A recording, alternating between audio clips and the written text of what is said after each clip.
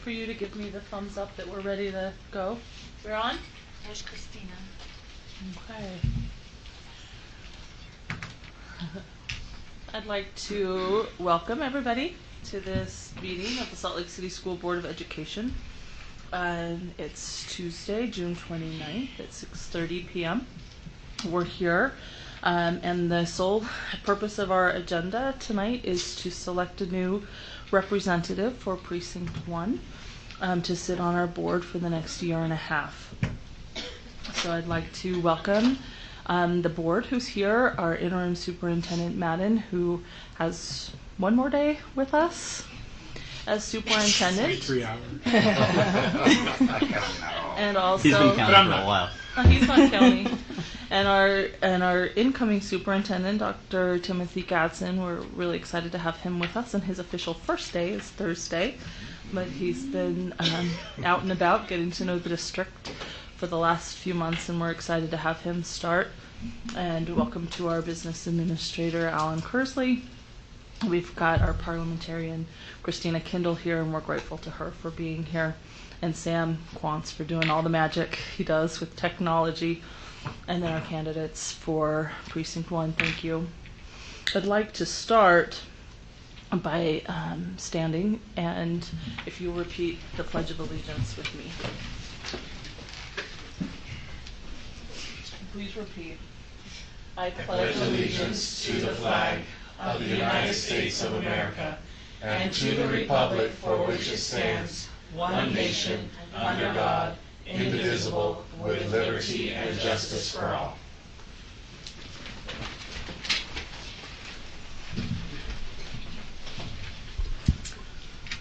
Okay. I'd like to take just a couple of minutes to review the process for tonight. I'd like to thank, we have 7 candidates to represent Precinct 1. I'd like to thank you for the time you've put into applying for this position and the care and concern you put into that. We will interview each one of you for about 10 minutes, well, for exactly 10 minutes. Vice President Salazar will be our timekeeper. We're going to allow you 10 minutes to speak. So you have 4 questions, and that's about 2.5 minutes a question. And Nate will give you a warning when you've hit your 2.5 minutes. We're going to interview you in the order that your application was received in the district office. We'll give everybody an opportunity to interview, and then the board will rank the candidates from 1 to 7 and submit that ranking to our interim superintendent and business administrator Kersley, who will do a tally, and we'll take a 10-minute break or so at that point. And then we'll come back to discuss and make a motion on who we will appoint, and the selected candidate will be sworn in tonight. So we're all in this for the duration tonight, and I am really grateful for the willingness that you have to serve your community. Board members, you have a list of the questions in front of you with a sheet for each candidate. We'll start with Board Member Sweat reading question 1, and we'll just take turns going around the table through Jenny, reading those 4 questions to you, and giving you your time to answer those questions. And then board members, you also have in front of you a ranking sheet for when we're finished with the interviews. I want to, if there are any questions from either from anybody on the board or any candidates about the procedure, now would be a good time to address those questions. Do we all interview in front of you and everyone here, or do we? Yes. Okay. Everything we do will be in the public. We're actually live streaming this meeting so people can watch it as well. We'll invite you when it's your turn. We'll go in order that it's on the agenda. We'll invite you to sit at this chair right here at the table. and you can address the board, but everybody will be able to hear your responses. Thanks for that question.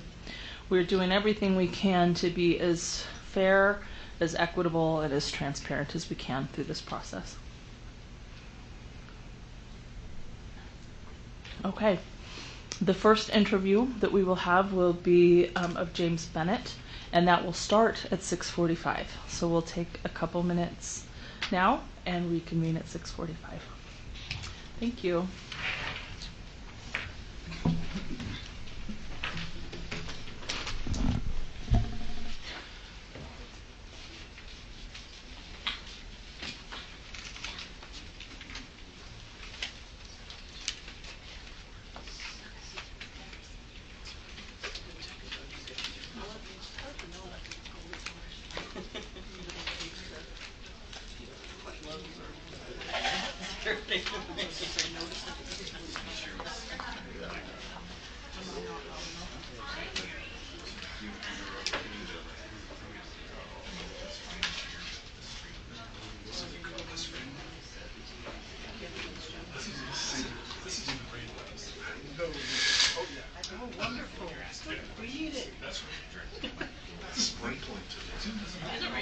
It's useless right now.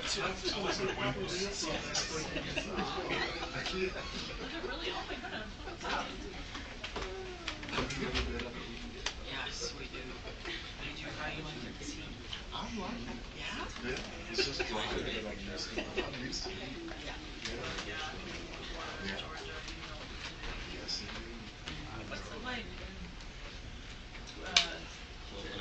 Minnesota? Yeah, Minnesota. Yeah, it's drier here too. Not as dry as here. Drier than Florida and Georgia. Florida. I was born in Daytona Beach and we moved to Fort Lauderdale, Florida. Okay. Yeah. I'm It's the Caribbean on the side. I've never been there, but I've actually never. I did book a vacation for me and my kids. So we'll be there. Yeah. That's right next to Daytona. Oh, is it? And I need to get some. Yeah. Yeah, right on the beach. You can drive right on the beach next to Daytona and be on the beach. Yeah. They used to allow you to drive on the beach for free, now you have to pay a toll. So they're maintaining it. Yeah. Yeah.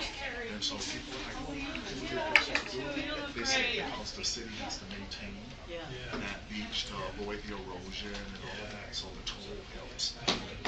You have to pay for it. Yes. Yeah. Yes. But you there's a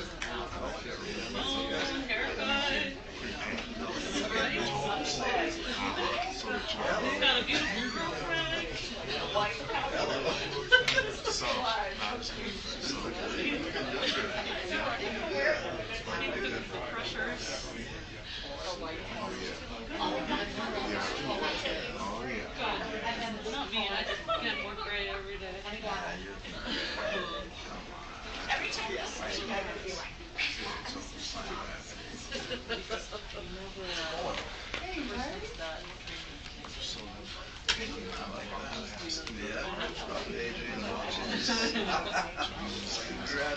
It's raining. Did you I know, I saw that. Maybe if it didn't rain sooner, it could have saved your newly run apartment. Hey Nate, is the library open now? I don't know. Has it been really great? Yeah, It has been. I just think it's people in there, but we haven't started and our students. What we do is we allow In them September. to use it as an art gallery, and so they change That's so how great. Yeah, pretty stoked. so the art is fresh. My favorite thing is downstairs when you have like the big library sale and the audiobooks and they're like $1 and they stock up on them. The monster book sales and stuff. I love those. My kids are great idea. All the time. I know. My kids loved having their cards. Cameras. Something to do, sit for the day, But summer. Oh, that's why we can never get rid of our libraries in our schools. You know, to the point where kids are like, a library? It's just a library. Yeah, but I tell people if you want to declutter move. Man, I tell you have appliances and things that you buy that break, and you say, but it's still good. I'll get it fixed. Or you buy a product, or you buy a product and you say, oh, this is great. You use it for a little bit, and then a better one You know comes what, out. So you I buy just that better one, you're like, trying to catch up with Sarah. I'll figure out what to do with that. It goes in the basement. So all of this stuff ends up being not a junk drawer anymore, more a junk basement or junk garage. And so there was so much stuff I was throwing away. Even cell phone cords. There's so many. So you haven't had a cell phone in years, but you still have the charger. Or cords that come with things, and you're like, what is this for? I'm not going to throw it away because I'll figure out what it goes to. So you just say no.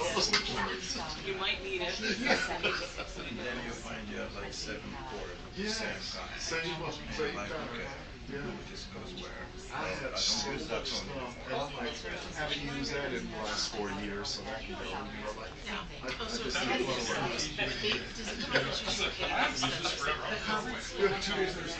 I know, I gotta go buy it, I guess. Oh, man.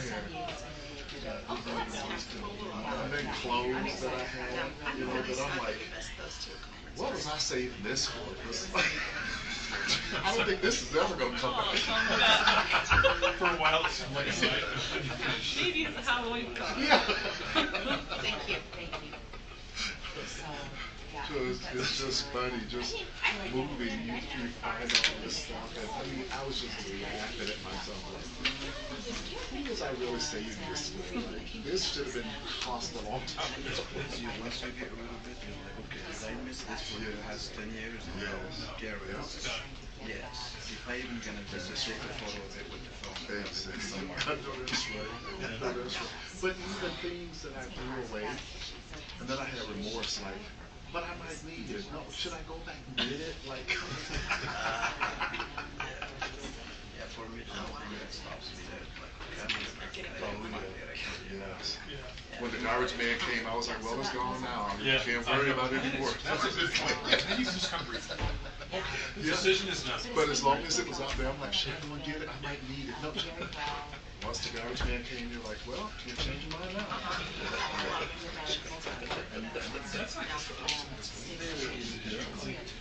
Yes, indeed. Yes. People I did that same workout. That's where the hair went. It's all falling out of the gym. And I mean, this is a lot of stuff because I have my house in Florida, the house in Georgia, and the stuff that I had in Minnesota, I just accumulated like over the 5 years that I've been here. It was like, what's this stuff? Like, oh my God, this stuff we accumulated. Just in a couple of years. And you fill up whatever space you have. You have more space. Yes, indeed.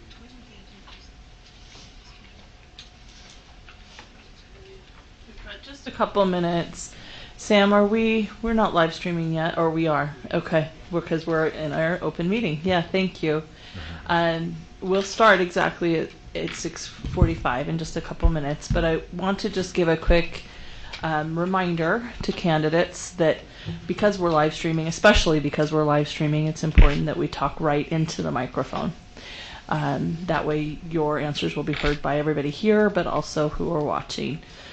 So make sure you pull that microphone close to your face as you're talking to the board. And I'm really grateful for your willingness to serve. I know I've said that already, but yeah, it was a pleasure for all of us to read through your applications and resumes, and Precinct 1 will be well represented. no matter what happens tonight, and we're thankful for that.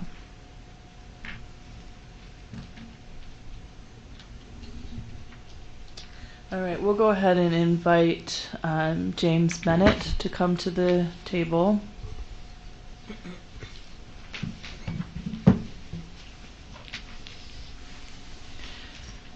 Thank you, James, for being here and for being our first candidate to interview for this position. We will start with question number 1, read by Board Member Sweat. Hi, James. Thanks for being here tonight. Thank you for having me. You're welcome. All right, so the first question is, what are the greatest educational needs in your precinct? I think that for Precinct 1, probably one of our greatest educational needs would be to figure out how to support our diversity, because we are a really diverse precinct. And when I say that, I mean, we are linguistically diverse, we're ethnically diverse, there's a socioeconomic diversity. We have very diverse homes, where we have single-parent households, we have more traditional 2 parents, we have multi-generational homes. We have students that are receiving resource services, we have more general education kids, we have the gifted and talented, and we've got to figure out a way to really include all of them, and to reach out and to try to create a network that really does include everyone and is valuable, has value for everyone. We need to ensure that their needs are being met educationally. We need to strive, of course, for equity across the neighborhoods, not just in Precinct 1, but across the entire district. We go from the airport to the mountains. There's a lot of diversity, and trying to figure that out. Rose Park and the greater Rose Park community is a very diverse place. We need to be sure that our students are not falling through the cracks, that they're not being limited by what is or what is not available to them. And I think that if we focus on individual students, if we make sure that the coursework, especially at the secondary level, is diverse, that there's a lot of variety, both traditional stuff, advanced placement stuff, more vocational training, I think that this could lead to a really good outcome. I think I answered the question. Okay. Thank you, James. Of course. Question number 2. Hi, James. Well, Describe what you believe to be 1 or 2 of the major challenges facing the school district and how you would address this challenge or these challenges. I think that the biggest challenge we have now is trying to recreate what normal is going to look like after a year of pandemic school. I mean, what lessons have we learned as a district? What has worked? What hasn't worked?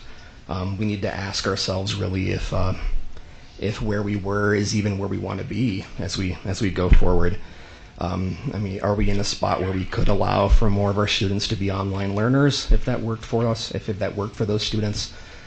Personally, I have a 13-year-old son who's starting 8th grade here in the next year. He did pretty good as an online student. A lot of his life for that age period that age group is all online, him and his friends, and so it was a really natural transition for him. I know it didn't work quite as well for some of the elementary school kids, but maybe if that's something that's worth keeping, then being open to that. Working out some sort of a hybrid model where we have certain classes maybe that are in person, other classes that are online. I mean, there are certain subjects that maybe work a little bit better online than others would. I mean, like maybe a math or a health class would be okay. There are different challenges for maybe a ceramics class or a woodworking class. But I think that as we move forward, as we apply the lessons that we learned over the last year and a half, that we should be willing to embrace what has worked and be willing to direct resources as individualistically as we can to individual students in ways that will work best for them.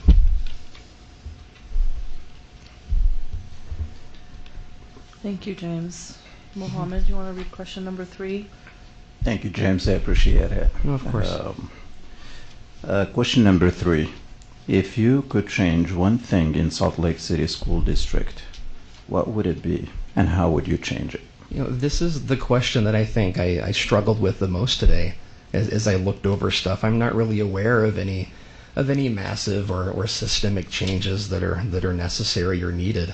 I mean, by all accounts, it seems that the Salt Lake City School District is a great place to learn, and it seems to be a great place to work. I know that large organizations can sometimes be resistant to change. And I think that we need to be willing to move in positive directions when we see them. In my normal life, I am a high school teacher. I teach French in a neighboring district, and so I tend to see things from the point of view of a school teacher. And so when asked, what do I want to change about education, like my big response is always, I would love to have smaller classes or fewer students in the classes. How do we do that? I think making sure that our schools are properly staffed with enough teachers, with those who are high qualified, with a full administration team, with good support staff. That's a big part of that.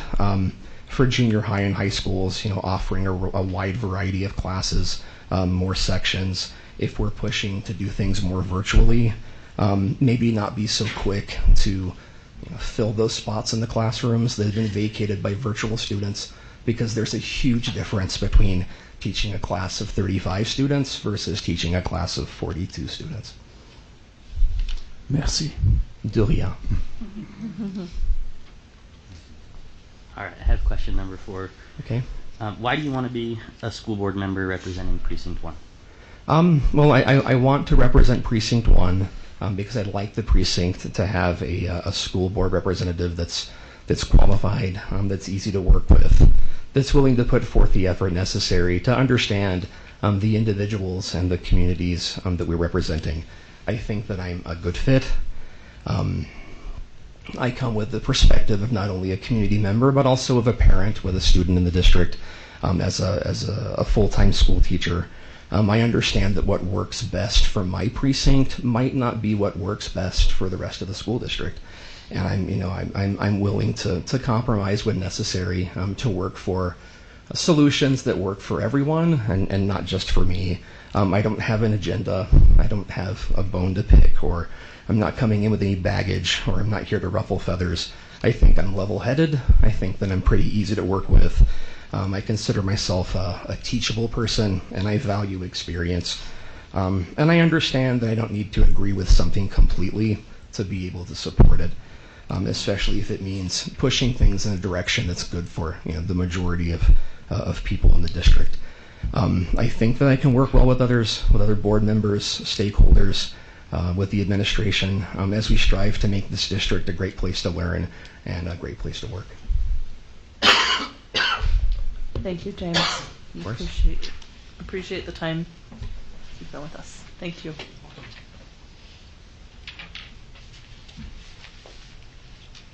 All right, next I'd like to invite Megan Meekum to come to the table. Welcome, Megan. Thank you for being here. Thank you. I will ask you your first question, which is, what are the greatest educational needs in your precinct? I have a few notes, and I'm going to wear glasses. Hopefully it will help my nerves a little bit. But Madam President, Superintendent Gadsden, I'll get used to saying that, and Interim Superintendent Madden, and members of the board, thank you for this opportunity to speak to you this evening about this important position. My family and I live in the Rose Park area, where we have made a conscious decision to send our son Jeremiah to our neighborhood school, Newman Elementary. We plan to continue to send him to our neighborhood schools. Our precinct has several needs. First, our precinct has several Title I schools. While Title I is not unique to our area, we do have several of them there. As we know, this means that at least 40% of students in those schools are considered low income. This happens for a variety of reasons. In our precinct, this affects the child's ability to learn, or it can affect the child's ability to learn, I should say. Parents may not be in the home. They may be working long hours or have multiple jobs. Resources are an educational need, and I want to ensure that students throughout the school district, but specifically in Precinct 1, are receiving the resources they need to succeed. I would like to applaud the teachers, faculty, administration, food service workers that make up the difference every day during school, even during the breaks and during summer. Finally, over the past 15 months or so, I've seen firsthand how the pandemic can affect students, particularly in our district.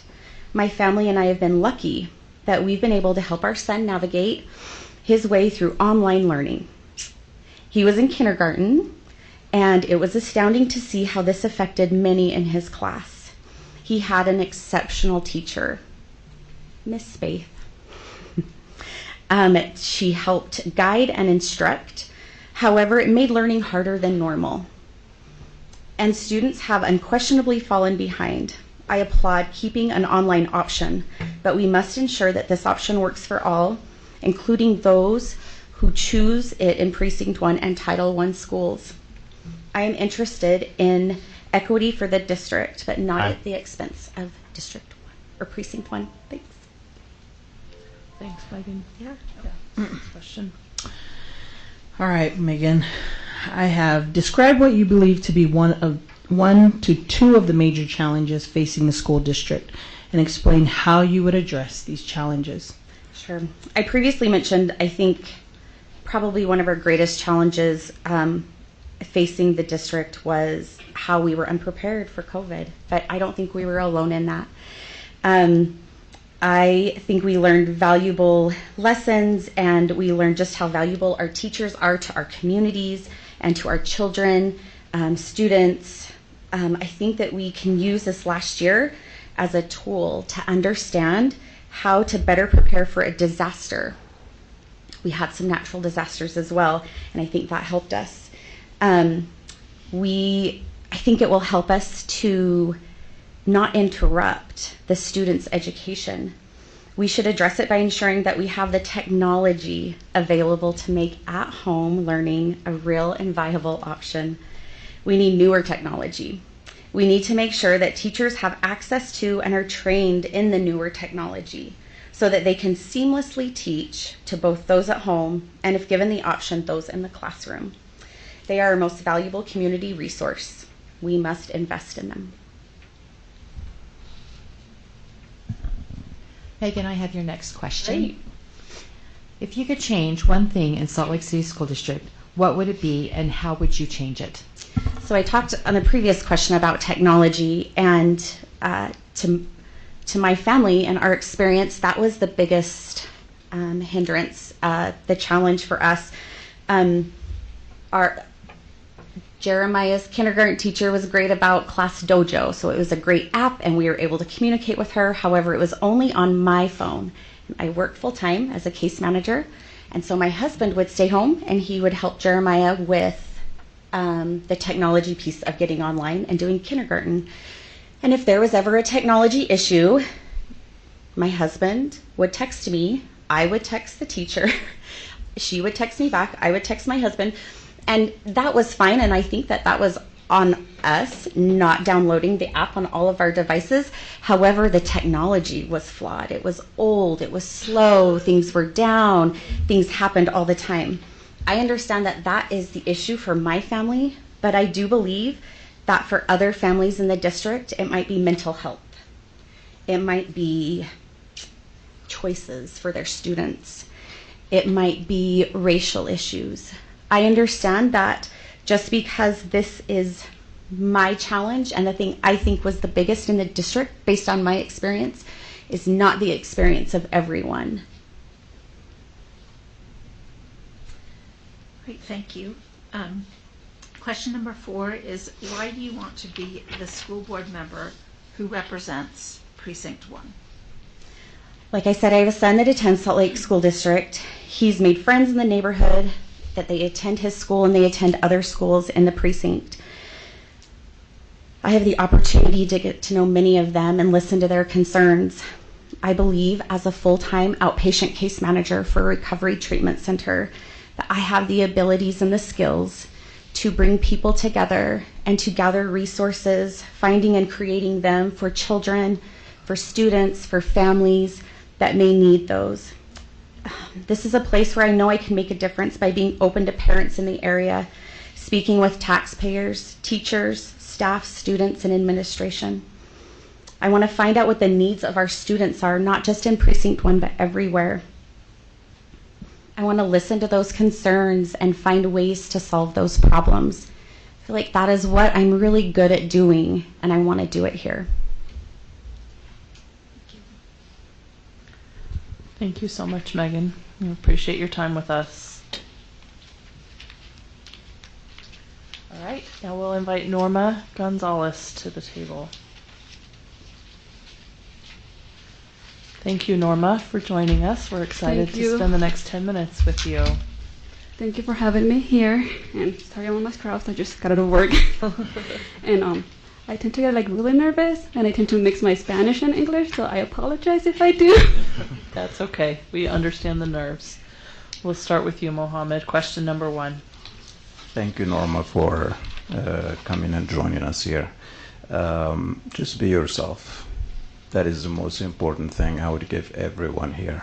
You know, be yourself. Speak from your heart. You'll be fine.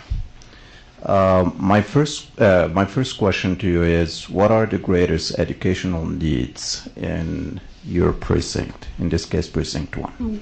Well, I would think not only in Precinct 1, but in Title I schools in general, I would say the greatest challenge is that some elementary schools don't have like the extra money or the resource to add more like extra curriculum classes like math, science, art, PE, music.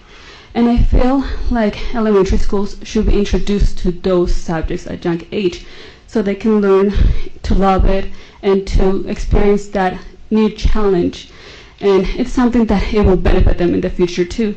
For example, me, I have a 9-year-old that I put in swimming lessons or music. I always think of him like in the future. Oh, what will benefit him once he's in high school? What will benefit him once to help him get a scholarship?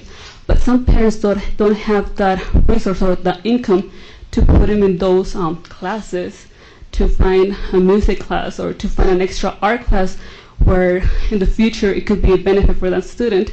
And those students are our future.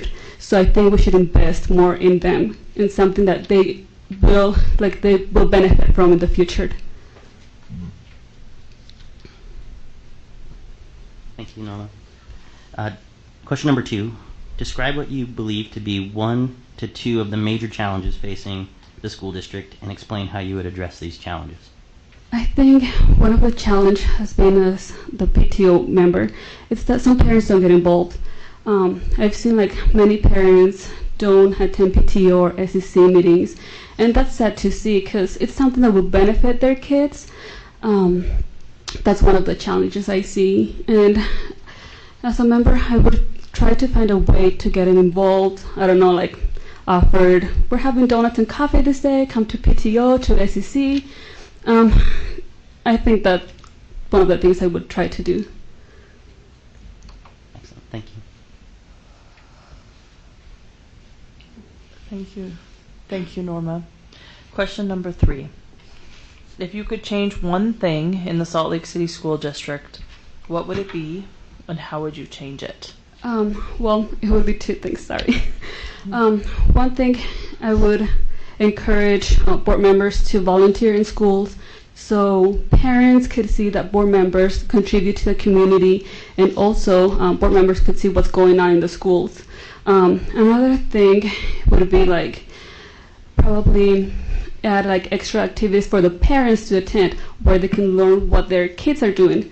And I'm saying this because through the pandemic where kids had to do virtual learning, my sister would call me crying, frustrated, because she was the one that had to stay home with them, and the kids wouldn't understand what the subject was, or they were having technical difficulties, and my sister didn't know how to help them, didn't know what the subject was, or how the teacher was teaching it to them. And I know many parents are facing the same struggle too, not knowing either because they didn't speak the language, and they didn't know how to show their kids. And what I saw with my sister, how frustrated, and how like she would just call me crying because she couldn't understand or didn't know how to show it to the kids. Last question, Norma. Why do you want to be a school board member representing Precinct 1? I want to be a school board member because this would be a new challenge to me. I like to try new things, new challenges. Also because I want to be the voice for those parents who either they're afraid to speak because they don't speak the language, or they're minority people, and sometimes they feel that they don't have a voice in the school, which is wrong, because every parent has a voice, has a saying, and every parent should be included.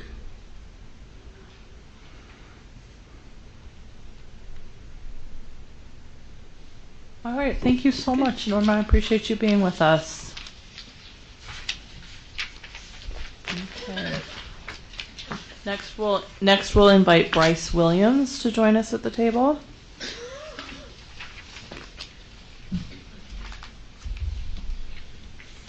Welcome, Bryce. Thank you for being here.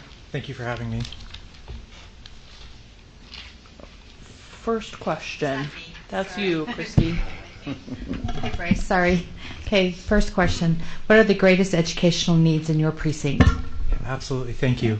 I think one of the greatest needs in Precinct 1 is around access and equity, particularly around socioeconomics. I think there are a lot of unique challenges that face Precinct 1 and the district as a whole. As I think about our precinct, I think about the students holistically and the families holistically as well. There are lots of different things and challenges that we face. It may be things such as knowing that in our precinct the cost of rent, the cost of buying a home is increased. That's something that students and families have to think about. We think about putting food on the table. We think about mental health. We think about a lot of different things, and a lot of those stem down to issues around socioeconomics. So I think that's one of the biggest factors for Precinct 1. Thank you. Question number 2. Describe what you believe to be one or two of the major challenges facing the school district, and explain how you would address this challenge or these challenges. Yeah, I think one of the things in terms of challenges for the school district would be something that came to the forefront during the pandemic, and a lot of that has to do with technology and digital access. I think the school district did a really good job in terms of I know there was distribution of laptops and things around portable hotspots, things of that nature. I think that was done really well. But I think we have to think a little bit outside of the box on that think about outside of the box on that a little bit more. I think the pandemic was a lot of let's react, but I think we need to do a lot of planning. There's lots of possibilities that things like this may come up in the future, and we need to be prepared to handle that. I think also using technology as a way of sharing information, but I also think we use methods outside of technology as well, utilizing our neighbors, utilizing businesses, various resources in the community to help share that information. And I think the district should think a little bit more about that, even though there has been some great successes as well. Thank you, James. I appreciate you taking time to be here today. Question number 3. If you could change one thing in Salt Lake City School District, what would it be, and how would you change it? Yeah, I've actually had the opportunity to think about this not only today, but in the past as well. I had the opportunity to participate in the Westside Leadership Institute during the 2020 calendar year. And the project I specifically was thinking about was around communication between the district and families and students. I think there are lots of great things that the district has done, but I also believe that we need to utilize the resources that we have in the community with families, with businesses, things of that I mentioned in the previous question. But I think there are some barriers that exist as well, in that we have lots of families in the district that may have 2-3 jobs, and they're not always able to come to like the school community council meetings or PTO or things of that nature. And so being innovative in how we get that information out, so it can't always be like an 8 to 5 type of situation. We need to think about weekends, evenings, mornings, things of that nature. There are individuals in our community that are very involved and very present in the schools and the things that are happening, but utilizing them to share information within their spheres of influence. And so I think that's something that I would like to work on as a member of the school board, and encourage the district and everyone who's part of the district to work on as well. Thank you. Thanks, Bryce. It's good to see you again. Question number 4 for you. Why do you want to be a school board member representing Precinct 1? Yeah, thank you for that question, and this is something that I feel very passionate about sharing with you all. I am a product of Precinct 1 and a product of the Salt Lake City School District. If it wasn't for the community members, the resources that existed in the district and Precinct 1, I wouldn't be where I am today. I think often about the various teachers and administrators that have made a positive influence in my life, and that's really what has got me to where I am and thinking about becoming a member of the school board. I've lived in Precinct 1 29 out of 34 years of my life. The 5 years that I did not live in the precinct is when I was pursuing higher education, starting a family, getting married, things of that nature. And I've made the decision to come back to Precinct 1. There was no question about it that that's where I wanted to live. I've also been very active in the school community and in Precinct 1. I've served on the Education Foundation for the last 4 years, working with many members of this board on things that impact our families and our students in the district. I've had the opportunity to serve on the West High Alumni Association Board of Directors, 2 years as president, really working to obtain college scholarships for students that may not have otherwise had that opportunity. But ultimately, for me, it's working alongside the community. I come from a community engagement background. That's what I do in my professional life.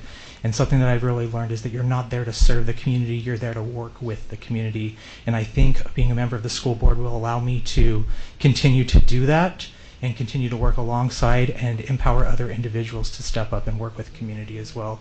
So those are a couple of the reasons why I'm particularly interested in serving on this board. Thank you. Thank you so much, Bryce. Appreciate the time you spent with us.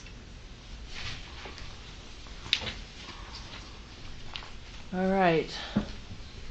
Next, we'd like to invite Sina Suesue to the table. Thank you for joining us, Sina.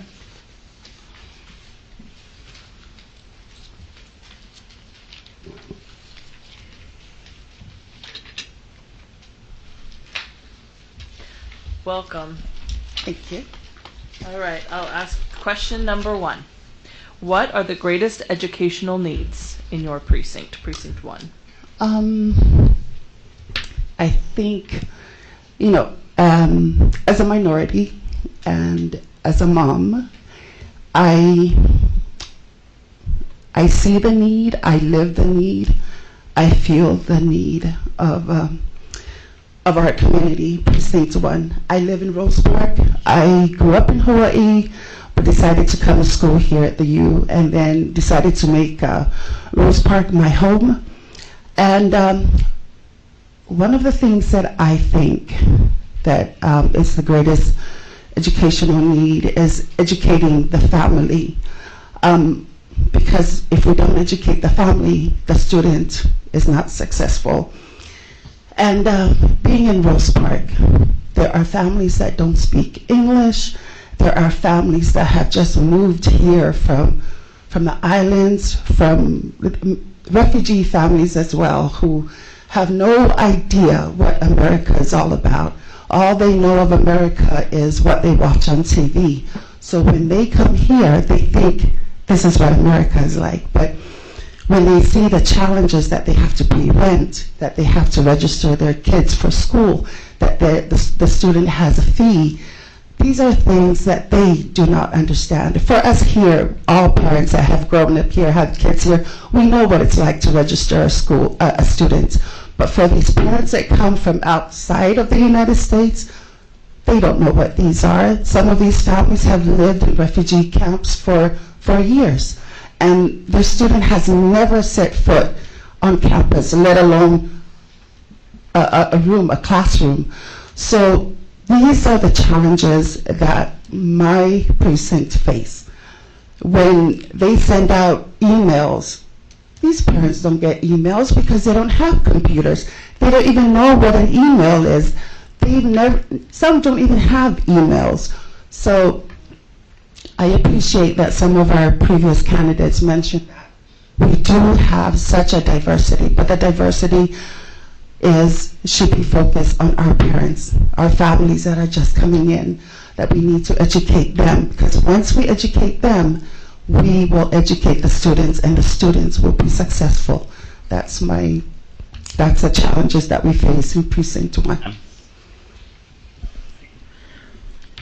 See, now I'm question number 2. Describe what you believe to be 1 to 2 of the major challenges facing the school district and explain how you would address these challenges. It will go along with the answer to the previous one, understanding again that some of these students have never set foot in the classroom. The culture is totally different. When they go home, that's their culture. When they step into a classroom, it's foreign to them. They have no idea what it's like to, maybe they've never had lunch or breakfast before. So the challenge would be to, again, not only educate, but to transition them from what they know, of course, acknowledging their culture and everything, but also transitioning them into this new culture, to America, to coming to school, what it's like to be a student at West High or East High, what it's like to be a student at elementary. These are the things that they are facing. These are the challenges. I mean, we all have challenges. Each student has challenges, but these students has an extra set of challenges because they have no idea what it's like. So to be able to help them transition, to have those programs to educate not only them, but also their families to transition into mainstream, so to speak. So I have your next question. If you could change one thing in Salt Lake City School District, what would it be and how would you change it? Previous candidates have mentioned a lot about the effect that COVID had on everyone, the teachers, all of you, because I know you guys were struggling too on what to do, and as well, and us as parents. I think just having options, looking at, like someone said earlier, stepping out of the box, having different options for different situations. I mean, thank you so much for guiding us through the COVID period. I know that was difficult for everybody. It was difficult for myself and as well as for my family. But I appreciate what you all did to make the transition smooth. But just looking at different options and going with those options and realizing that there are different ways of doing different things and trying out different things to make it work.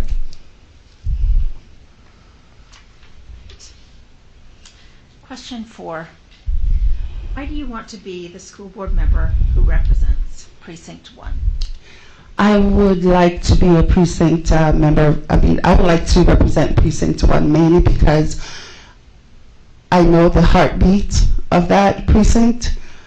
I know, and I know the challenges, and to be able to have a voice for those that are coming in, that have been here and are still looking for that future, to be able to help them and to transition into becoming successful regardless of where they come from. Thank you so much, Sina. Thank you. I appreciate you being with us tonight. All right, next I'd like to invite Susie Blackham to the table.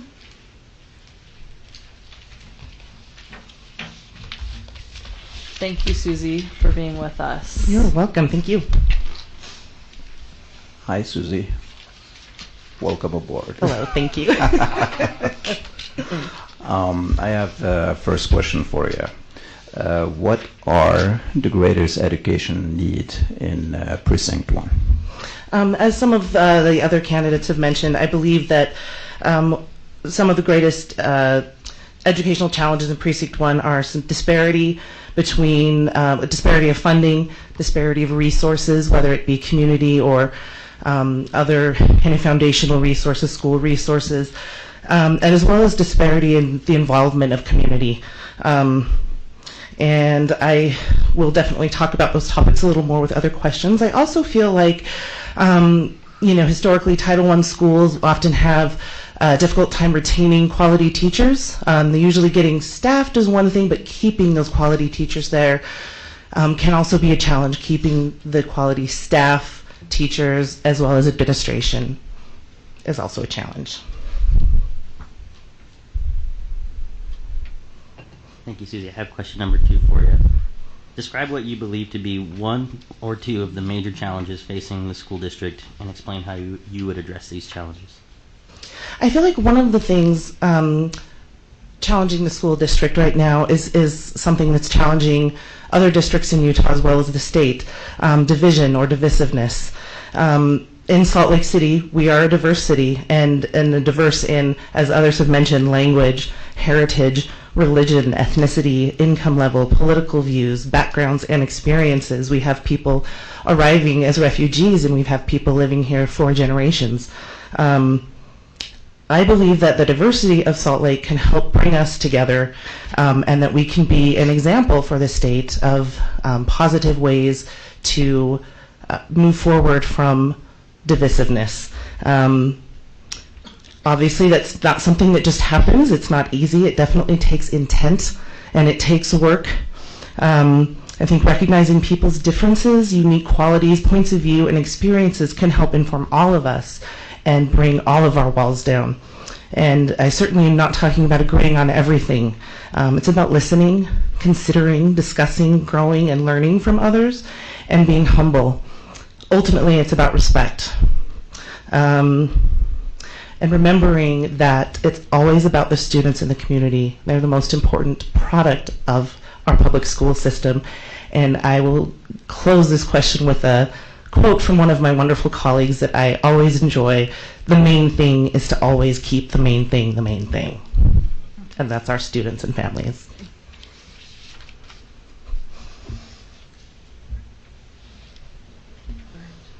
Thank you, Susie. I'll read question number 3. If you could change one thing in the Salt Lake City School District, what would it be and how would you change it? I would like to see an increased investment in community outreach. Not just flyers and emails and, as some other candidates have mentioned, the 8 to 5 school day kind of outreach. I mean real community outreach that's culturally appropriate and linguistically appropriate.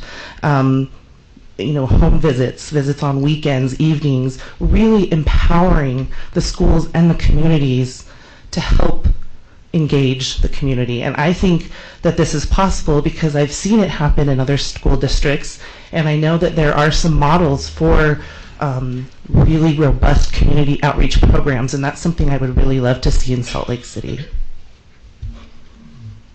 Thank you. All right, Susie. Why do you want to be a school board member? Thank you. This precinct. I live here. It's my home. I'm invested. I have knowledge and experience I feel like I can bring to the table that can benefit the school board and our students. As I said in my application, public education is a passion of mine. I am a public educator, and I'm one that says a teacher is who I am. It's not just what I do, but it's beyond teaching. It's the whole public education system. I think, it obviously still needs a lot of fixing, but I think we do such a good job in this country. I really do, and I am so passionate about it. And I also really believe that I can help create positive change because I also believe in the public system of boards and meetings. And although it's often not nearly as fast as I would like it to be, I do know that it works. The system works, and Robert's rules, and we're here for a reason, and change can happen, and I believe in that. And in the end, particularly why I want to represent Precinct 1 for the school board is because I've done a lot of educational work and service outside of my precinct, outside of Salt Lake School District, and even outside of our state, and I would be honored to be able to connect with my community and my neighbors and to be able to serve my neighborhood, my neighbors. Thanks. Thank you so much, Susie. We appreciate your responses to these questions. We will now invite Kate Gressman to come to the table.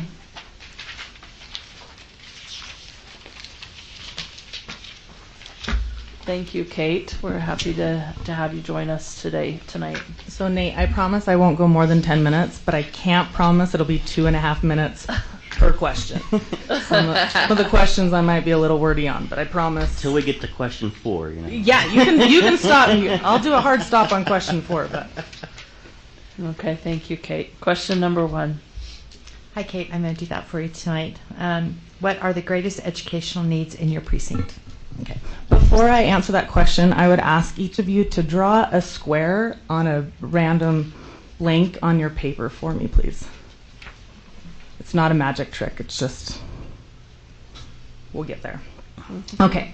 So I would say the primary need, and you've heard it from every other candidate. I've heard it from every other candidate. And I have to say, you're right. There's no bad choice in this room. So, but I would say our primary need is resources. Resources for parents. There's already been talk about the language barriers. Teachers in the district have the opportunity to reach out with a translator. Parents don't have that opportunity to reach in. I've mentored a refugee girl whose parents would do this with me. They would hand me school paperwork and we would just do this to know, is it good? Is she doing well or is she not? This was years ago and I didn't know that there was a resource then. But I think that resource needs to go both ways. I think that we would have more parent involvement if they felt like they could reach out in their own language to their teacher directly. The other resource that I think that we lack at times is individual learning plans. My son is finally on an IEP starting into 7th grade. He started his IEP in 6th grade. I've been advocating for an IEP since he was in kindergarten. I didn't give up on him, but unfortunately not every parent has that ability. Not every parent has the ability to say, something's different with my child's learning style and it's important for me to pursue that. We have teachers who can identify it. I have teacher friends who told me, Kate, you gotta get Chase tested. And if they can identify it, we should be more proactive with that. We shouldn't have to have our hands tied and not give kids the resources that they need. Finally, our teachers need more funding. I'm the daughter of a teacher, a longtime educator. She taught for 30 years. And my partner is a teacher. And I watch both of them spend money, and we're not talking $5 here and there. We're talking, over the course of my lifetime, my mom probably could have put all 3 of her kids through college with the amount of money that she put into her classroom. If you want to keep going. Okay. Actually, that's okay, because that was the last one. We need more funding for our teachers. Okay, so next question. Question 2. Describe what you believe to be one or two of the major challenges facing the school district and explain how you would address this challenge or challenges. Okay. Before I do that, will you all draw a triangle on your paper?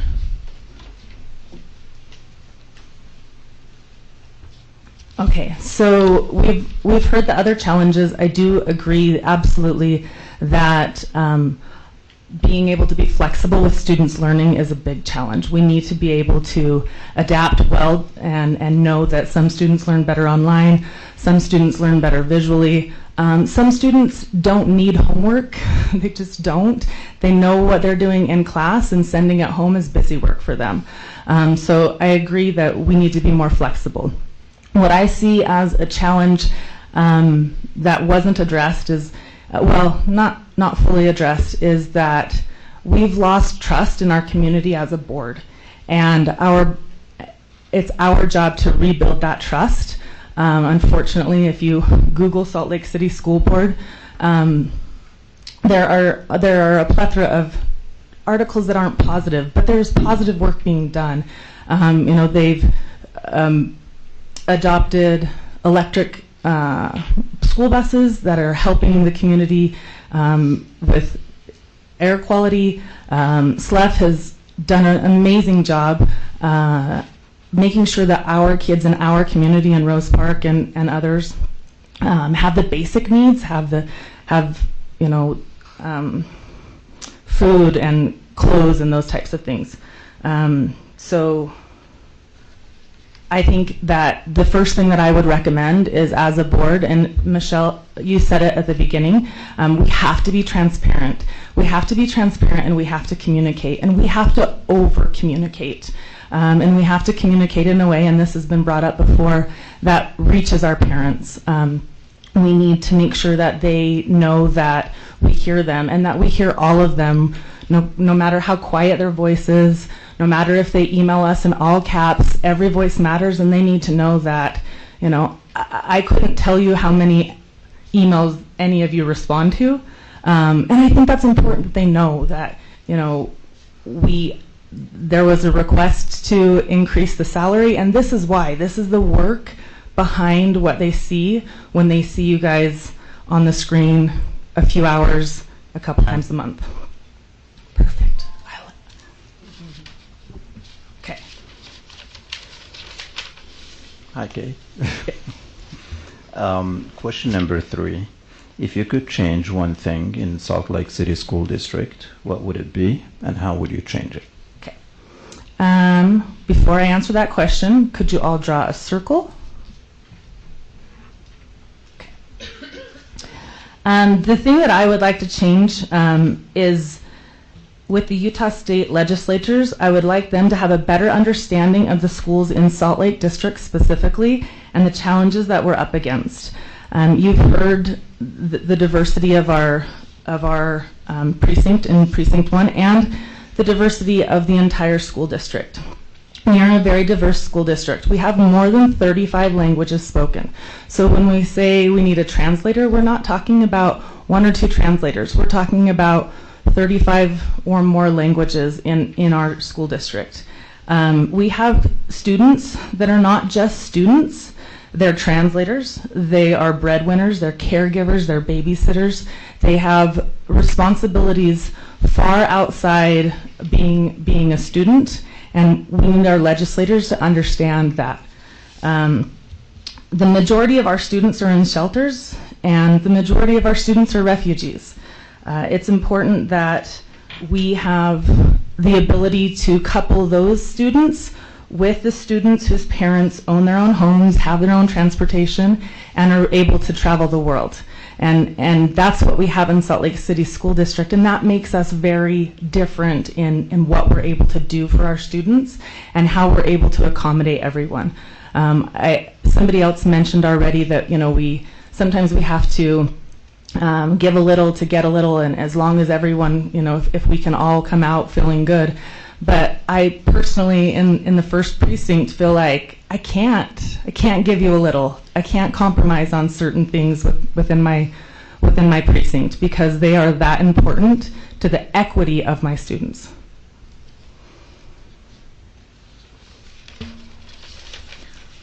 Thanks, Kate. I have the last question for you. Why do you want to be a school board member representing Precinct 1? Okay. Now I'm going to ask you to draw a dozen straight lines.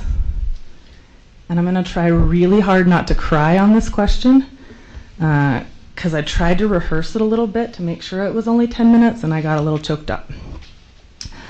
I mentioned already my mom is a 30-year teacher.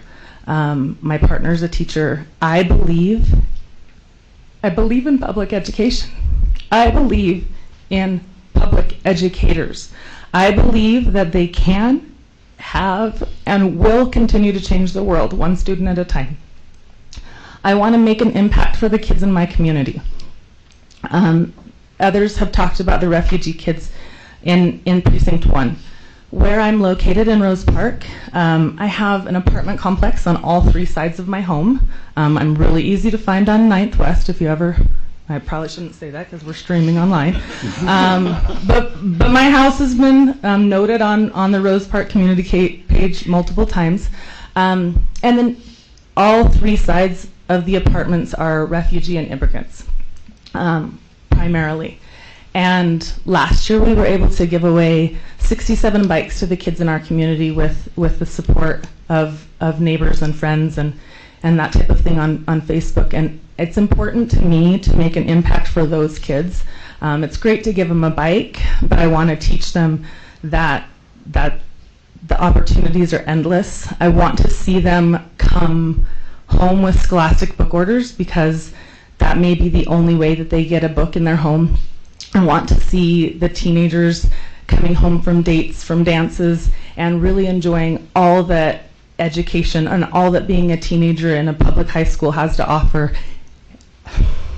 And most importantly, in 10 years, I want those same kids to come back to me with their high school graduation. And I want to see them have every opportunity, they can, and I want to see every disadvantage that they have coming to this country taken away from them. Okay. All right. So now that I've tried not to cry, it's assessment time, right? So you should all have That's your time. this, right? Oh, that's my time. Okay. This was just to show that. I won't even tell you. We'll talk after. You'll know. Thank you so much, Kate. And thank you to all 7 of you for taking your time this evening to share your thoughts, feelings, hopes, dreams, things you've learned about your precinct and our district. I think we all have been educated tonight. Thank you. I'm going to ask the board now to take a minute while we sit here at the table and rank the candidates, and we will give those score sheets to Superintendent Madden and Business Administrator Kersley. So let's just make sure that we're clear that the candidate that is your first choice is number 1. Okay. All right. Thank you, board members. So just go ahead and just write number 1. So you'll just, on your sheet, you'll write number 1 next to your top choice down through 7. Thank you, candidates, for making this hard for us.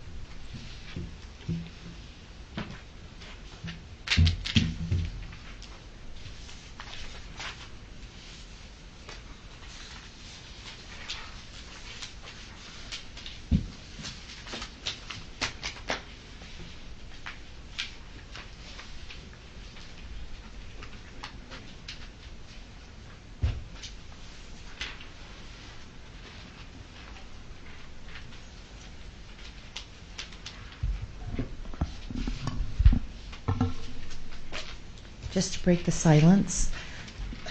When I joined the board, I was also an appointee. The person left 2 years in the spot, and she called me and she said, come on down. There's probably not going to be very many people who apply, and you have all this experience. And I was like, okay, I'll do that. And 12 people showed up. And it was the most nerve-wracking. I know it's really hard to sit there. It really is.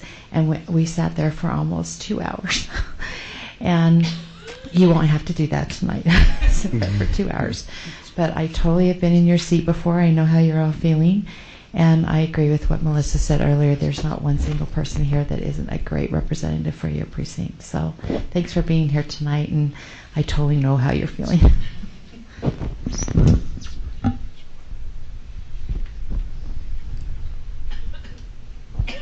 Yeah, and the fact you took time to be here, that speaks quality. Okay. Yeah, thank you. Really. How's your summer so far?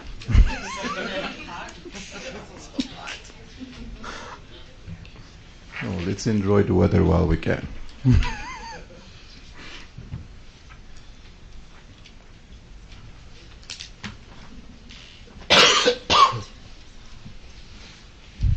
Yeah, and it's really because we have a lot in our precinct here that's so amazing, and a lot of it, unfortunately, always get buried under, the bad news or so, or sometimes just false information.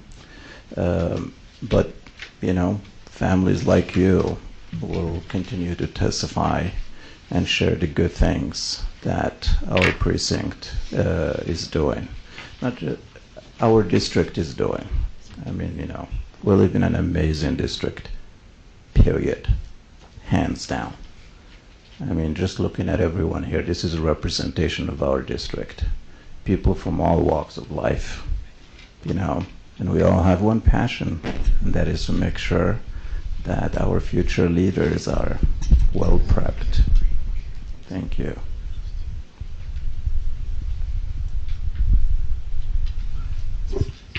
All right, has everybody submitted their rankings? All right, let's go ahead and take a 10-minute break. Board members will be excused until 5 minutes to 8.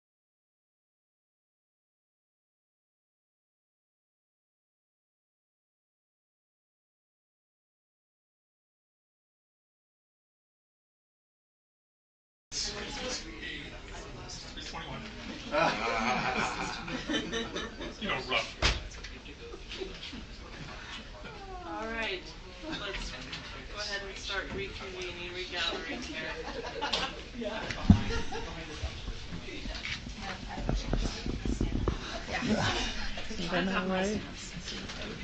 It's fun for me to see you all visiting with each other, and really appreciate the time that you've spent here tonight talking to us. Now the hard part for us really begins. I'm going to ask the superintendent to share the results of how the board members have ranked the candidates, and go ahead, So superintendent. what I'll give you is I'll give you the top three. So as a group, and it's the lowest number on here, but that would be your first choice as a group was Bryce Williams. Second choice was Kate Gressman, and third choice was Norma Gonzalez. Okay. All right. Superintendent, did everybody get that? So the top three, which means the lowest vote or tally getters, receivers were first Bryce Williams, second Kate Gressman, and third Norma Gonzalez. We now have time as a board to discuss. We can choose any one of the 7 candidates. So we're not limited to how this ranking was, but that does give us a sense of collectively kind of where we're at as a board. So I will open this for discussion for board members. Any thoughts?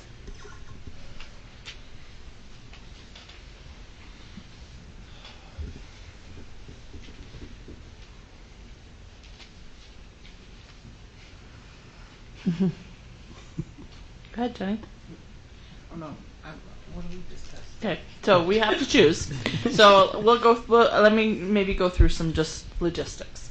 We can only have one representative from Precinct 1. Sadly, we can't choose all 7 of you.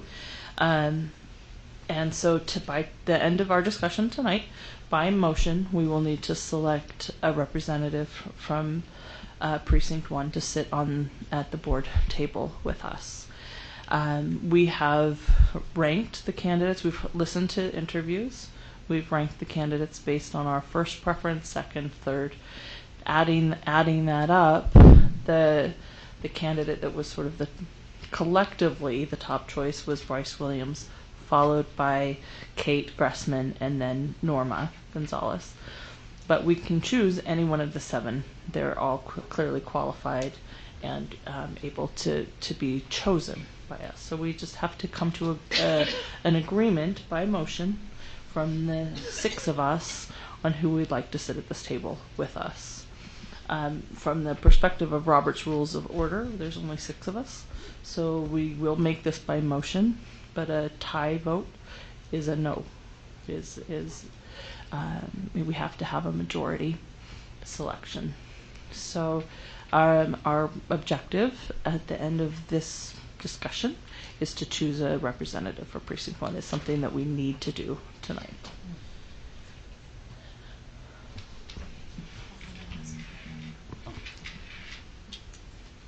Mohammed? Well, first of all, thank you, everyone. It's so nice to see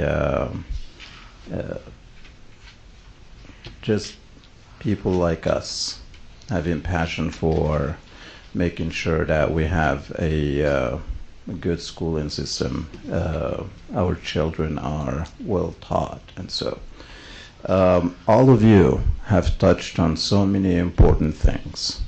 But for me, while I was sitting here and listening to the candidates, I was not just looking for the qualifications. I was also looking into the character of the person that will be representing our Precinct 1. And the reason I say so is because qualifications, this is in my book, qualifications are opportunities that are given to you in life that build your career, but character is the truth of who you are. And I want someone that will be sitting there and just talking to me as a human being and connect with me on a human being level, as a parent, as a resident, and just as a human being in front of you. That's what I look for, because I am certain the qualifications are, out there. So I hope what I'm, telling you what I really think is very, very important, and that is to be able to connect with people face to face, wherever you are. So that's my, so I don't know if I need to say who I think personally, or what's the procedure here? Well, we need to choose one, and we need to do that by motion. So maybe we can hear thoughts from people, and then if somebody wants to make a motion, I would be open for that. Okay. But I want to give everybody an opportunity to share their thoughts. Yeah, fantastic. First. I just have a question for Superintendent Madden. Was there a natural break between the candidates in 3 and the other 4, and then were there any natural breaks in those first 3? Yeah, it felt like there was a natural break after the first 3.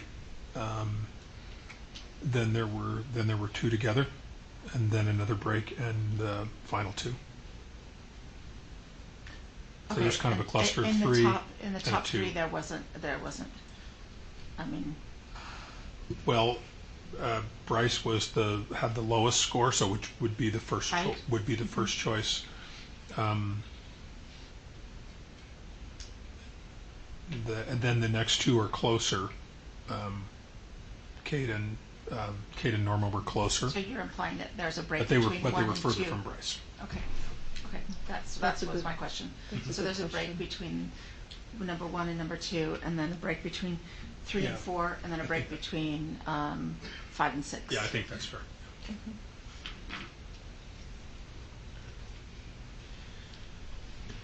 Thank you. Those are good questions, Catherine. Any other thoughts, questions? Mike. So I think that tonight there was so many enlightening things that each of you brought to the table. And the thing that resonated really clearly with me is, first, your precinct, which I think is so important. I'm a resident of my precinct of 35 years, and I think that it's important that you know your precinct, and that came across very much so with each of you. Second, you had some really innovative ideas, and I also think that several of you talked about educating the parents, and I think that during COVID and during the conversation this past year that we've been having, yes, it's been difficult. Yes, we've been on different pages at times. But the question kept coming back, what is it that we're missing? Why are kids having a hard time? Why aren't we providing for parents? We feel like we're giving, the tools there. But several of you really honed in on some very specific things that I think we missed. And so whatever the outcome is tonight, just know that all of those great things that you brought to the table tonight and all the things that you talked about will definitely be conversations with all of us, because I know I can't ignore that. And so thank you for thinking through the things that you have, bringing your professionalism and also your insights to this past year especially. And just appreciate the frankness and honesty that all of you brought to the table tonight. So thank you. Thank you, Christy.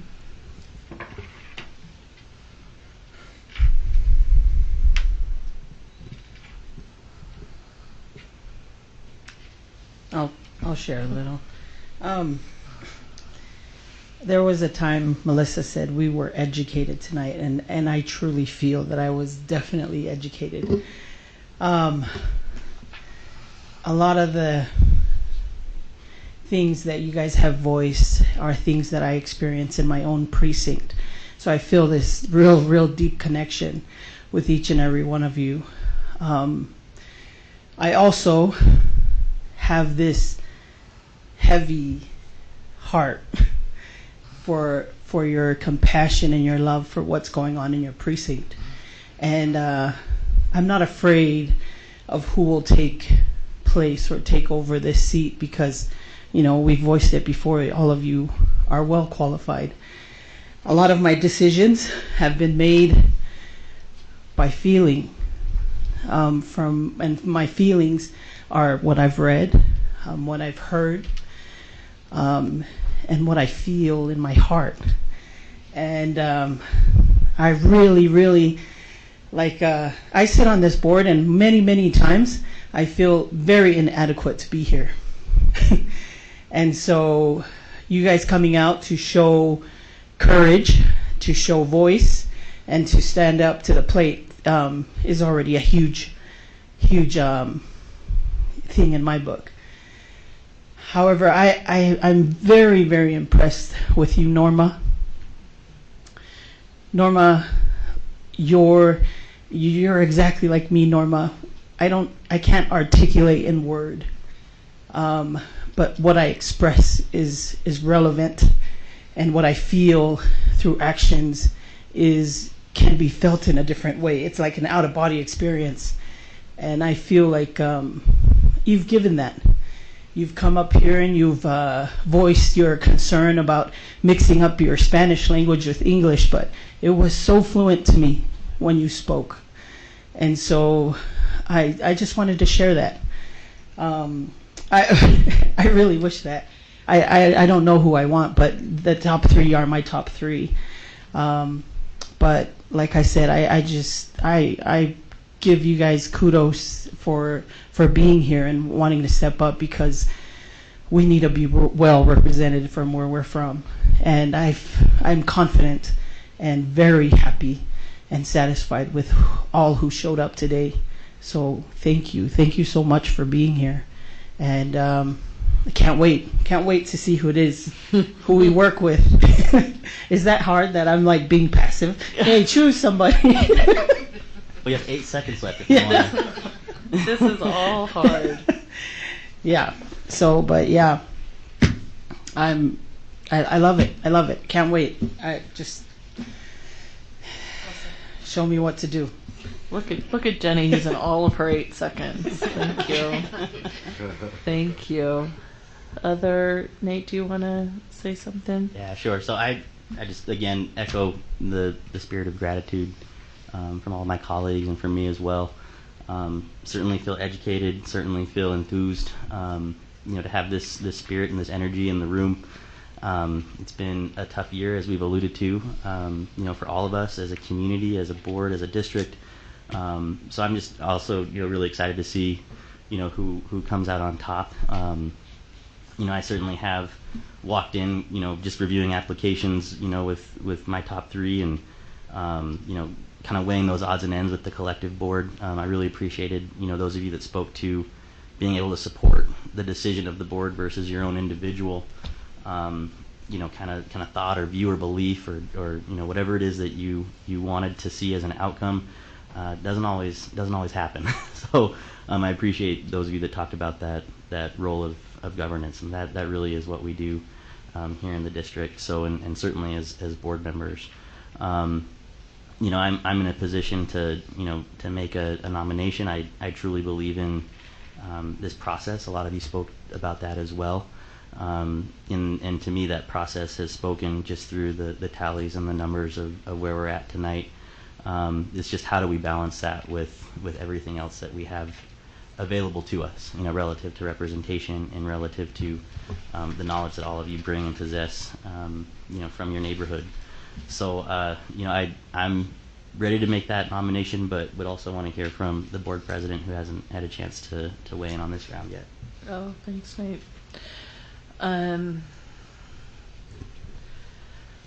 Well, like I've already, I feel like I've already had an opportunity to share a few things. Just that, I know the 6 of us sitting here know the difficulty of this job, and the level of scrutiny we're under, and the difficulty of the task we're trying to undertake as we focus on the students of our district. And so I really do honor the fact that there are 7 of you who are invested enough, willing to step into the arena and contribute to that. And I heard ways that all of you could contribute.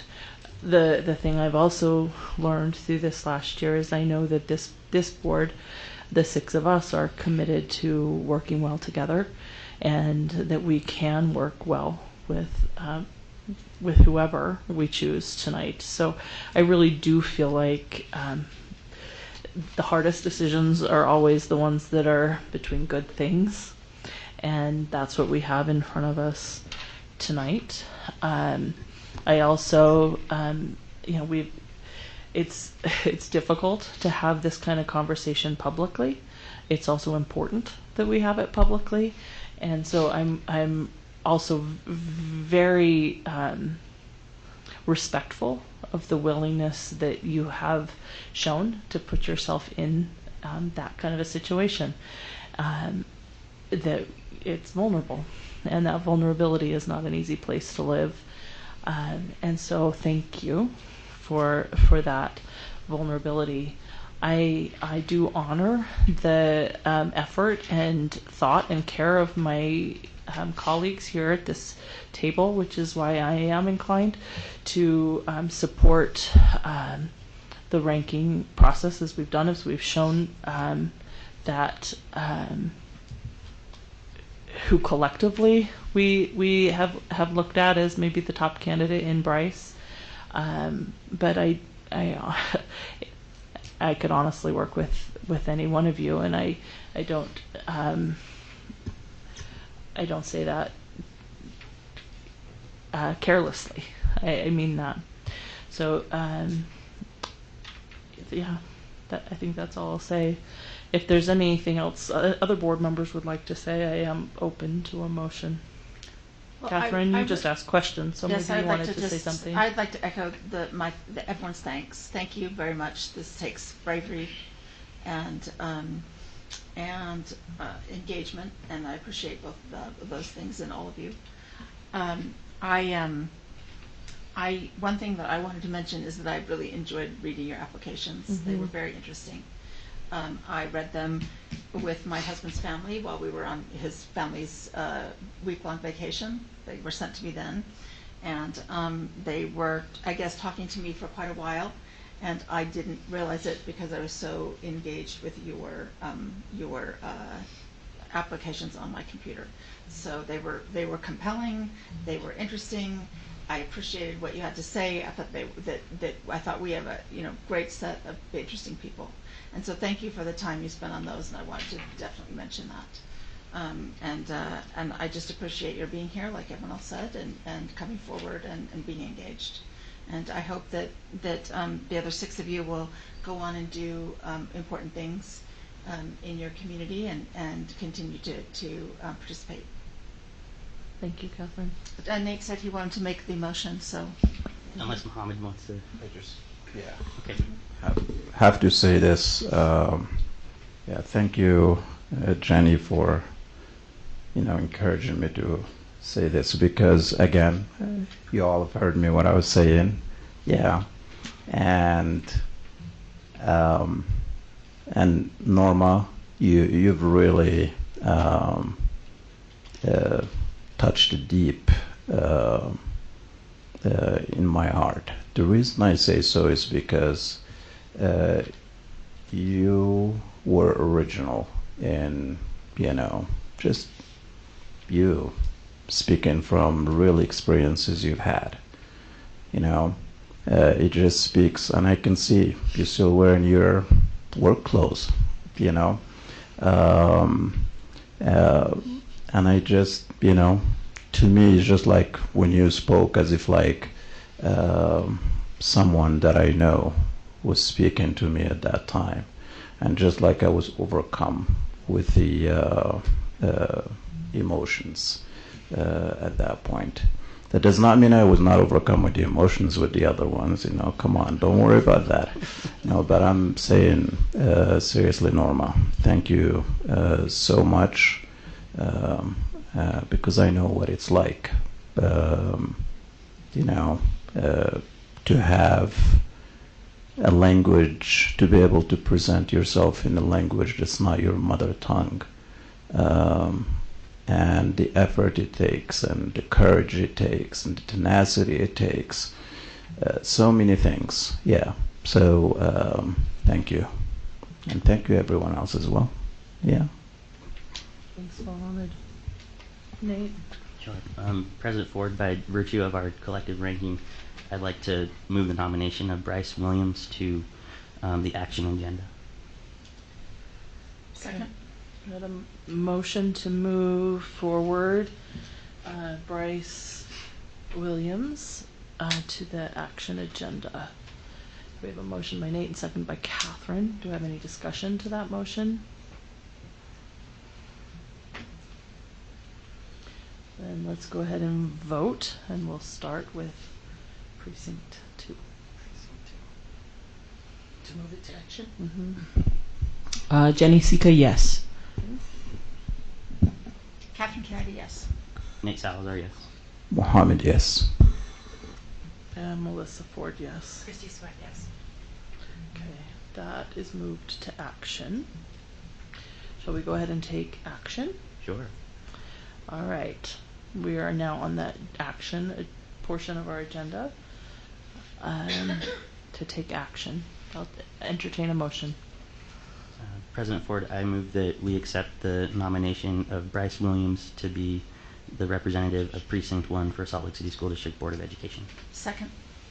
So I have a motion by Nate and a second by Catherine to appoint Bryce Williams as the representative from Precinct 1 on the Salt Lake City School Board of Education.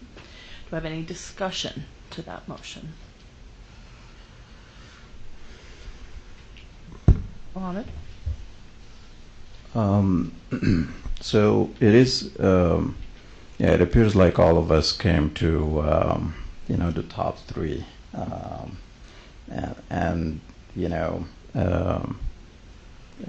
Bryce, he did an amazing job. He's well qualified. He has a lot of experience.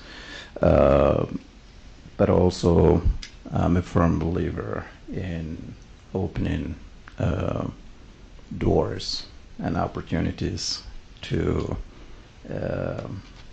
others who can also climb a ladder of having great things out there to do. That's personally where I stand. It's like, I really would like to see, someone else given an opportunity to be out there. And let's put the accomplishments aside, and let's remember that these are families of our precinct, part of our district, that's in the process of healing, and we are looking for connecting in person, because that person is not going to be alone. There are 6 of us out here who will be holding hands with each other and guiding each other through every challenge. So I hope that everyone would think about this a little more, with the fact that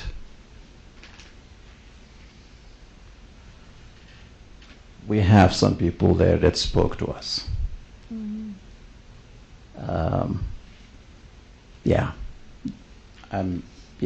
That's... Okay, thank you, Mohammed. Christy? So I'm going to go back to what I said to you a little bit earlier, which was that, when I took my seat and I was appointed that night, one of the things that I knew was that it was a board that was appointing me, but I was still going to have to run for that seat. That my community was going to have to be the one who was going to vote for me. And I knew that I had 11 people watching me over those 2 years. But the other thing that happened is that I also ended up having 11 people that really circled around me. So I would just say that whoever takes this seat tonight, that I hope the 6 of you circle around that person, that you continue to advise, that you give information, that you provide your knowledge to them, because you all love your precinct. And then the time will come where that person will have to put their name forward, which is the right way to do it, and the community will elect the person to sit in this seat. So I would just say continue to watch and advise and be involved with this person who is going to be taking this seat tonight. Thank you, Christy. Any other discussion to the motion on the table?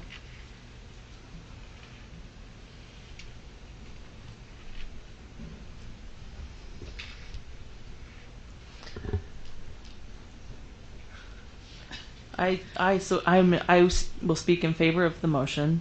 I am very sensitive to what you're saying, Mohammed, and several, well, actually all of you in many different ways spoke to me.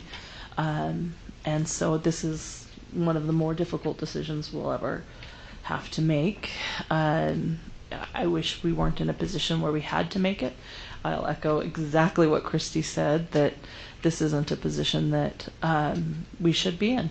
You know, that your community should be electing you, and that is a much stronger position. And you will be, whoever is appointed tonight will be representing Precinct 1 for a year and a half. And I trust, based on what I heard tonight, that any one of the 7 of you would do that very well. I just wish we weren't in this position to have to do it, because it just changes the dynamic. The fact that you're appointed rather than elected by your community, and I would hope that whoever sits at this table would still, and I heard it, so I'm not worried, that you would still feel as connected to your community and representative of your community as you need to be, and as Precinct 1 deserves. I have a special place in my heart for Precinct 1, and many of my dear friends live in Precinct 1, and so that community deserves your voice. Any other discussion to the motion? Okay, seeing none, let's go ahead and vote on the motion on the table, which is that we appoint Bryce Williams to be the Precinct 1 board representative. And we'll start this time from the end. Christy? What? I know, sorry. Christy Sweat, yes. Melissa Ford, yes.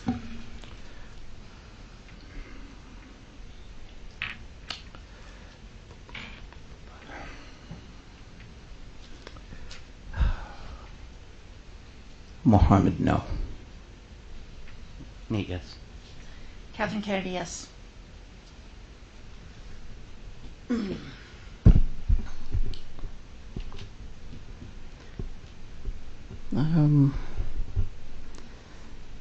Shared governance, huh? Shared governance. Yeah. Jenny Sika, yes. Yes. Okay, that motion carries. I'd like to congratulate Bryce Williams as the new board representative from Precinct 1.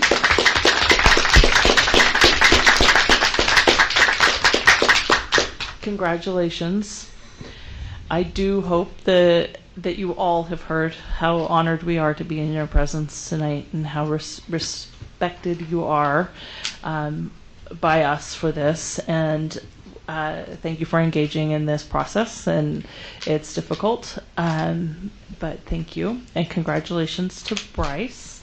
I'm going to ask you, Bryce, to come up and sit back in this chair. We have the county clerk, Sherry Swenson, who I believe is coming to swear you in. Should be en route. She's en route.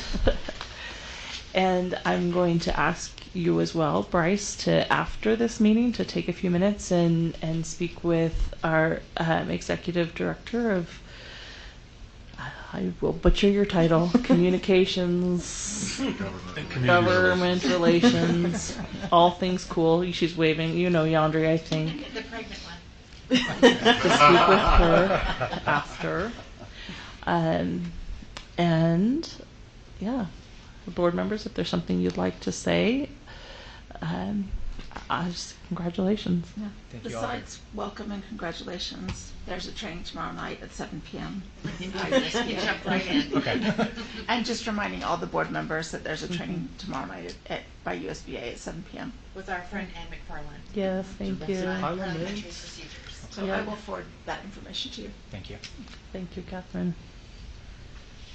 All right. Bryce, Yes. congratulations, man. Thank you so much. I appreciate it. You know, this is the amazing thing about this process we have here. You know, you heard me say no, but at the same time, we are one engine, you know, because I am in support of what everyone here decides. Hence, you know, my no was just my vote, but that does not change how I am going to work with you. And watch out, Mohammed is here by you. And I'm just kidding, man. No, seriously, I really am very, very impressed with everything you had there. Very, very impressed. And I'm very proud of you for, you know, stepping forward. It is a big job. You know, school board didn't even used to be proud. People didn't even vote for school board then. It's in the ballot. It's forgotten about. But COVID has opened that door. So congratulations, and I'm very proud of you. Very much appreciated. Thank you. So Bryce, now you have an opportunity to speak to 6 people tonight about the foundation, and because your role will change there, right?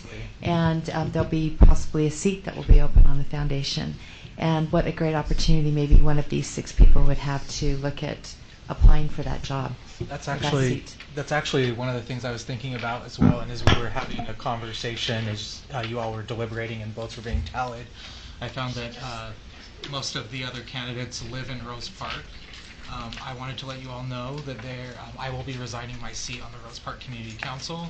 There's also lots of other vacant seats right now, so I'd encourage all of you to really look into that. I have all of your email addresses, so I will send you information on that, but I'd encourage you to stay involved. And very much what the rest of the board said, I'm going to very much be looking to all of you on the ideas and the different thoughts that you all have had. I take that very serious and expect to hear from you. So thank you very much. Thank you, Bryce. I'd like to welcome Sherry Swenson. Thank you for being here. I really was here. I couldn't get in. I'm so sorry we lost you out. We've been locking you out. Well, I'm sorry. That is not what we want. I'm glad you're sitting here at the table now. Give up. Yes, thank you for not giving up. I'm going to turn the time to you, Sherry, to swear in Bryce Williams as our newest board member. So Bryce, if you will stand, raise your right hand and repeat after me. I do solemnly swear I do solemnly swear that my full name is, that my full name is Bryce Allen Williams. I swear to obey, support, and defend I swear to obey, support, and defend the Constitution of the United States the Constitution of the United States and the Constitution of the State of Utah, and the Constitution of the State of Utah, and perform my duties of my office and perform the duties of my office as Salt Lake City School District Board Member as Salt Lake City District Board Member with fidelity. with fidelity. Congratulations.